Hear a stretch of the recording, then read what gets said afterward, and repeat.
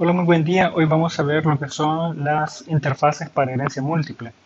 Ya habíamos visto anteriormente que teníamos diferentes formas de trabajar con clases y objetos. Una de las formas o una de las maneras en que es realmente útil la programación orientada a objetos es utilizar la herencia, en donde nosotros podemos evitar la duplicación de código, heredando las habilidades de un objeto a otro. Ahora, el nivel de acceso de las funciones y miembros de clase de una clase, valga la redundancia, permiten sobreescribir, utilizar o no visualizar algunas funciones o partes de las clases base o clase padre.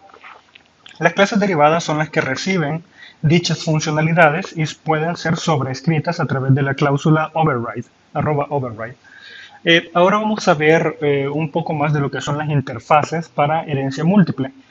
Primero que nada, quiero que reflexionemos sobre qué es una interfaz realmente antes de empezar a programarla, porque la verdad es que existen varios conceptos de lo que es interfaz. Tenemos lo que es la interfaz gráfica. ¿Qué es la interfaz gráfica? Es, por ejemplo, la parte visual que alcanza a utilizar el usuario final de la aplicación, la parte visual del programa.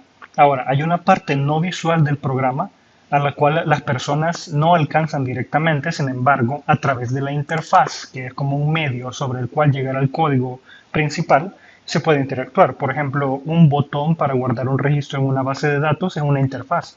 Cuando nosotros presionamos el botón, activamos una serie de códigos y mecanismos programados en el backend. Entonces la interfaz gráfica sirve como mediador entre el usuario y el código interno de la aplicación. Luego tenemos una interfaz API. La interfaz API es una interfaz no visual que corresponde a clases y objetos que están destinados para que sean de fácil utilización. Por ejemplo, si nosotros tuviéramos que programar cómo imprimir a nuestro software, nos tomaría mucho tiempo. De hecho, nos tomaría mucho tiempo y sería muy complicado estarle mandando las diversas líneas de texto que debe imprimir la impresora y estar calculando cuándo termina la línea y enviar un salto de línea a la impresora. Entonces todo eso genera complejidad. Entonces para abstraer toda esa situación con la impresora, lo que se hace es que otra persona programa una gran cantidad de clases y objetos que permiten automatizar y facilitar el proceso de impresión, de modo tal que solo es necesario enviarle un archivo a la clase interfaz, la clase que funciona como interfaz, y luego internamente la librería, a través de sus diversos objetos, clases y variables, hace varios procedimientos sobre los cuales le pasamos como un parámetro la dirección de un archivo de Word y la impresora imprime. O sea, nosotros no sabemos cómo lo hace, solo sabemos que le mandamos la dirección donde está el archivo de Word o el archivo de texto. Esa es una interfaz programática. Luego tenemos las interfaces Java de programación orientada a objetos. Las interfaces Java sirven como una manera de que varios programadores puedan ponerse de acuerdo de utilizar las mismas funciones. Por ejemplo, varias clases y objetos pueden utilizar la misma función put, pero por ejemplo, guardar put sería como colocar un registro en una base de datos o colocar un mensaje en la pantalla.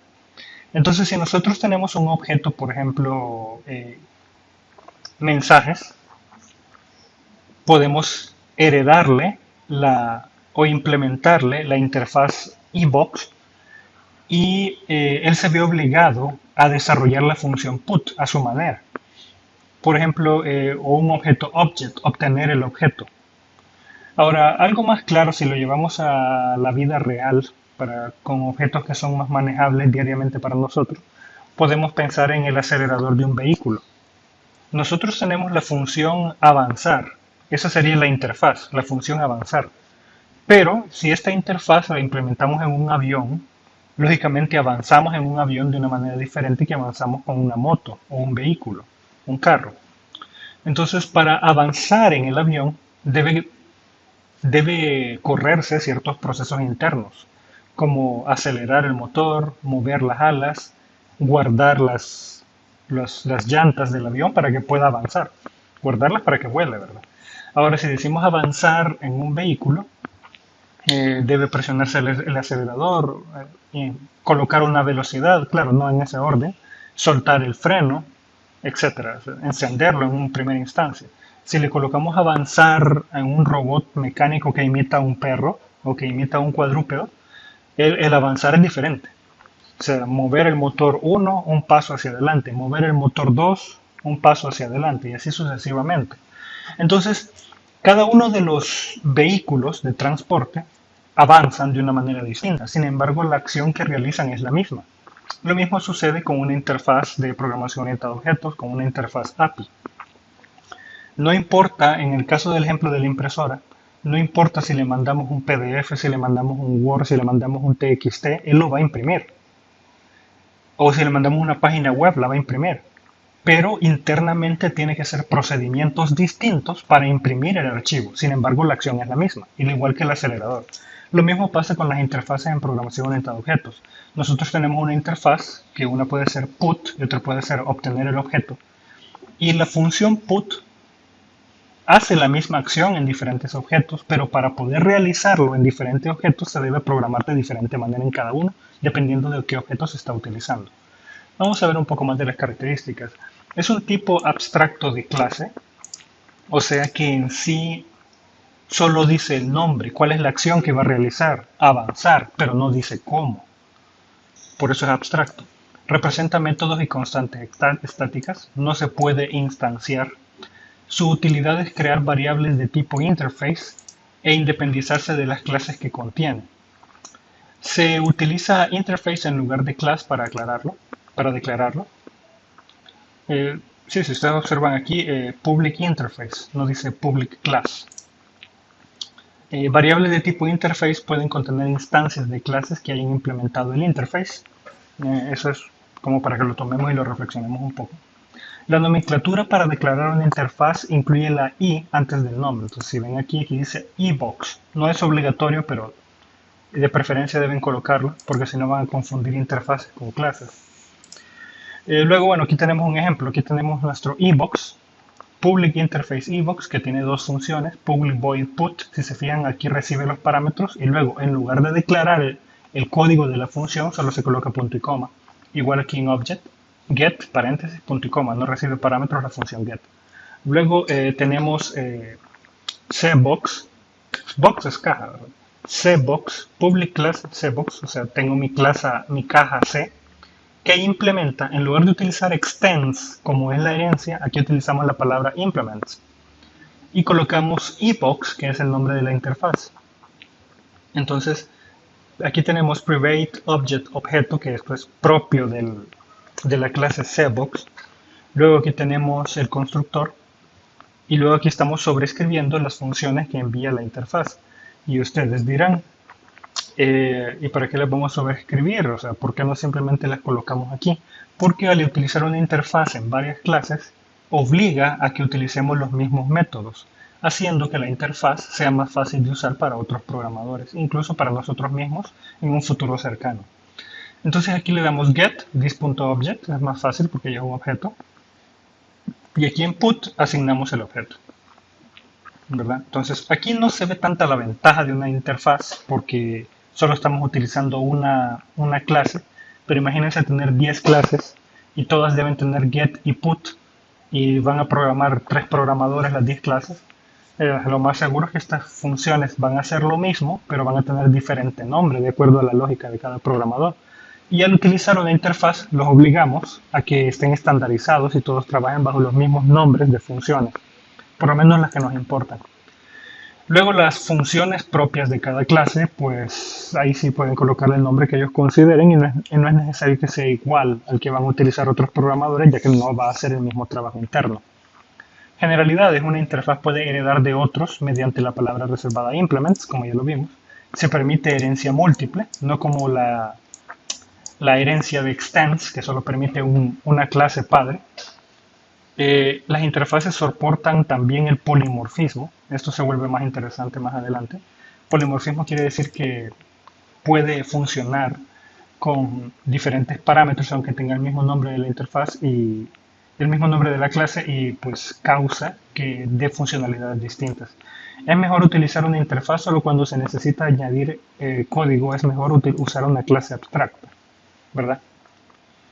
Una clase abstracta utiliza algunas funciones con código y otras funciones no declaradas. Y una interfaz, todas sus funciones son no declaradas.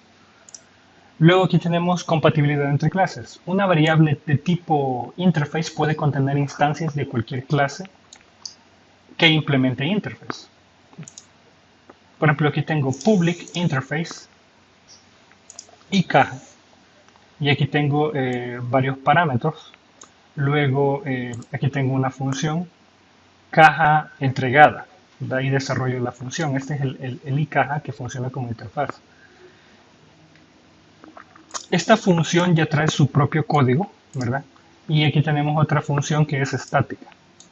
Entonces, en el caso de caja entregada, si no es definido dónde se hereda, entonces, si no es definido dónde se hereda, entonces él asume este código, ¿verdad? Luego aquí tenemos funciones estáticas que la soporta perfectamente. Luego public interface y control, y aquí tenemos fecha de asignación. Entonces en caja vamos a colocar funcionalidades para las cajas que son necesarias y algunas funcionalidades por defecto que pueden o no ser sobrescritas si las necesita el programador. Y luego en iControl vamos a ir colocando todas las funcionalidades a medida se les vaya ingeniando el administrador o el encargado de auditoría, cuáles son los controles que debemos tener sobre los procesos de la empresa. Entonces en esta interfaz vamos agregando todas las funciones que deben tener el software para control de usuarios o de movimientos en la empresa y aquí todas las funciones correspondientes a el manejo de las cajas. Entonces de esta forma, si agregamos una nueva función de control, todos los programadores, todas las clases y objetos y los programadores que trabajan en cada una de ellas se van a ver obligados a desarrollar las funciones. Por ejemplo, que no sea fecha asignación o que sea fecha asignación y que también se va a trabajar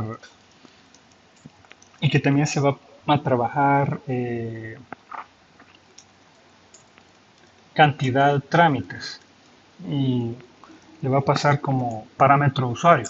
En el momento en que alguien escribe esto y lo guarda en el proyecto, todas las clases correspondientes que tienen heredada la interfaz y control se ven obligadas a implementar esto. Si no lo implementan, el código no compila. Por lo tanto, todos los programadores se ven obligados a implementar esta función. Que la cantidad de trámites puede ser diferente si son trámites de caja o si son trámites de vehículos o si es un trámite de pago a un empleado. Pero debe, ahora ya que está esto aquí, controlarse cuál es la cantidad de trámites que hace. Por ejemplo, la secretaria va a entregarle pagos a 7 empleados. Debe registrarse que a 7 empleados se les hizo una acción. Y aquí se va a registrar la fecha, ¿verdad? Bueno, y esa es más o menos la idea. Luego, clases heredadas por interface. Tenemos la public class caja doble que implementa iCaja. Entonces ya podemos colocarle la funcionalidad básica de una caja como asignar código o caja entregada. Y luego le podemos colocar funcionalidad propia de caja doble. Luego, si tuviéramos más de una interfaz, entonces public class caja doble implement iCaja y control. Al hacer esto estamos obligados a sobreescribir las funciones de las dos interfaces. Fecha asignación, caja entregada y asignar código. Bueno, una actividad para buscar en la web. Lo más importante de esta clase no es solo que aprendan a hacer funciones básicas de interfaz, sino que entiendan el concepto de interfaz. Buscar la definición de una interface en Internet. Si tú fueras un desarrollador en una empresa de software, ¿para qué te serviría una interfaz en tu trabajo? Y no utilicen el ejemplo que di hace 5 minutos. Y identificar los tipos de interfaz. Pueden detener el video y identificar cada uno de estos y a continuación se los voy a mostrar. Bueno, espero que ya los hayan identificado y que lo hayan visto aquí abajo. Entonces el primero es una interfaz de música a través de un programa. El segundo es una interfaz gráfica de una aplicación, que sería esta. El tercero es una interfaz de audio de unas bocinas. Esa. Cuarto es la interfaz de Windows. Ese. El quinto es la interfaz de un smartphone. Y el sexto es una interfaz Java programática que sirve como conexión o puerta de engranaje lógico de un código interno. Esta es la interfaz. Si bien esto puede ser una interfaz gráfica, como una aplicación aquí, aprieta el botón y lógica interna se desarrolla, también esta puede ser un pedazo de código, puede ser una interfaz API, puede ser la llamada a la función imprimir y le vamos a pasar un video. O sea, ¿y qué lógica va a usar para imprimir un video? ¿Vamos a imprimir cada fotograma del video o vamos a imprimir solo la primera pantalla? Entonces, de esa lógica es que se encargan los frameworks internos y nosotros solo accedemos a las clases que funcionan como interfaz. Es importante entender el concepto. Luego aquí tenemos un par de ejercicios, ¿verdad? Implementar las clases CA y CB donde CA hereda de CB. Dado el código, CA A es igual a new CB 123. ¿Qué valor devuelve a punto suma? Luego aquí tenemos otro ejercicio. Implementar las clases CC y CD. Añadir e implementar el método int double suma en CC, ¿verdad? Luego, si ustedes se fijan, aquí está la explicación. CC ya debe tener una función suma y CD debe tener int x, y int suma. Entonces, si CD le hereda a CC, realizar esta función. Luego aquí tenemos otro ejercicio. Definir las interfaces IA y B y C. Aplicar CA para que implemente IC. O sea que voy a declarar una clase que se llame CA. O sea, voy a ampliar la clase CA que desarrollamos anteriormente. Esta, después de haber hecho esta actividad, se vienen para acá. Y luego le implementan IC, que va a tener este código multi. Luego hay que hacer, bueno, este ejercicio es un poco más complicado. ¿Verdad? Espero que lo hagan todos, y realmente espero que se esfuercen. Hay que hacer un comparable, interface comparable, con el método compareTo. Se pasa object como parámetro. Si uno es menor, igual o mayor que 2, devuelve -1, 0 o +1 respectivamente. Luego ordenar el vector con el método built-in. Aquí está un enlace donde explica toda esta situación sobre cómo es sobreescribir la interfaz comparable con el método compareTo. Ampliar CA para que implemente comparable. Entonces a CA, que es la función, la clase que ya hemos hecho aquí, le vamos a implementar el comparable. Esto básicamente lo que permite es que el objeto pueda interactuar. La clase CA tiene dos objetos, objeto 1 y objeto 2. Para poder compararlos, en lugar de utilizar una llamada a una función, podemos utilizar el menor que. Objeto A es menor que objeto B. Y nosotros mismos desarrollamos la lógica que se va a desarrollar detrás de ese código. Bueno, eso es todo. Pueden hacerme las preguntas que quieran, ya saben, por los canales sociales que ya conocen. Aquí está la bibliografía para que se acompañen un poco más de información. Gracias por su atención, chicos, y vamos a hacer la parte práctica en otra ocasión. Prepárense para la siguiente clase. Pasen feliz día.